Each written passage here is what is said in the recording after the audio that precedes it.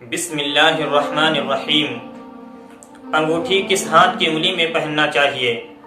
دیکھیے، ایک مسلمان کے لیے یہ مناسب ہے کہ جب بھی وہ کوئی کام کرنے کا ارادہ کرے، جب بھی وہ کوئی کام کرنے کی کوشش کرے تو اس کو چاہیے کہ ایک مرتبہ حضور اکرم صلی اللہ علیہ وسلم کی زندگی کی طرف غور کرے اور پھر دیکھے کہ ہم سب کے آقا حضور اکرم صلی اللہ علیہ وسلم نے اس عمل کو کیسے کیا اور پھر ویسے اس عمل کو کرنے کی کوشش کرے۔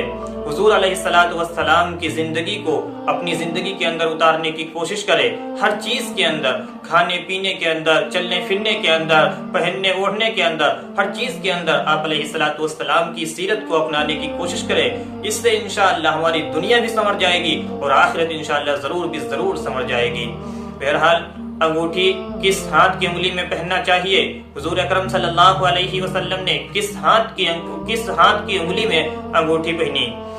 اس میں دو طرح کی روایتیں موجود ہیں، دونوں طرح کی روایتیں میں آپ کے سامنے رکھوں گا۔ پہلی روایت حضرت جابر رضی اللہ تعالی عنہ کی۔ حضرت جابر رضی اللہ تعالی عنہ فرماتے ہیں کہ اللہ کے نبی علیہ السلام نے داہنے ہاتھ کی انگلی میں انگوٹھی پہنی، یعنی رائٹ ہینڈ کی فنگر میں اللہ کے نبی علیہ السلام نے انگوٹھی پہنی ہے۔ حضرت جابر رضی اللہ تعالی عنہ کی یہ روایت ہے، اور حضرت عبداللہ بن عمر رضی اللہ تعالی عنہ کی جو روایت ہے وہ بالکل اس کے الٹا، اس کے برعکس، اس کے اپوزٹ ہے۔ یعنی وہ کہتے ہیں، حضرت عبداللہ بن عمر رضی اللہ تعالی عنہ کہتے ہیں کہ اللہ کے نبی علیہ السلام نے بائیں ہاتھ کی انگلی میں اللہ کے نبی علیہ السلام نے انگوٹھی پہنی۔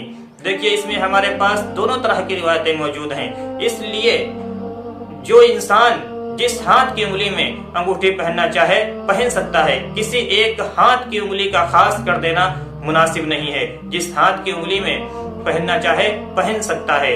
اور اسی کو حافظ ابن حجر جو فن حدیث کے مشہور عالم ہیں، انہوں نے یہ بیان فرمایا کہ تمام حدیثوں کو اپنے سامنے رکھتے ہوئے یہ بیان فرمایا کہ میری سمجھ میں یہ بات آتی ہے کہ اگر کوئی شخص مہر لگانے کے لیے اپنے ہاتھ کی انگلی میں انگوٹھی پہننا چاہتا ہے تو وہ بائیں ہاتھ کی انگلی میں پہنے، اور اگر کوئی شخص زیب و زینت کے لیے پہننا چاہتا ہے تو پھر داہنے ہاتھ کی انگلی میں پہنے۔ اور اسی کو حضرت عائشہ رضی اللہ تعالی عنہا نے بھی بیان فرمایا کہ زیب و زینت کے لیے داہنا ہاتھ ہی زیادہ مناسب ہے۔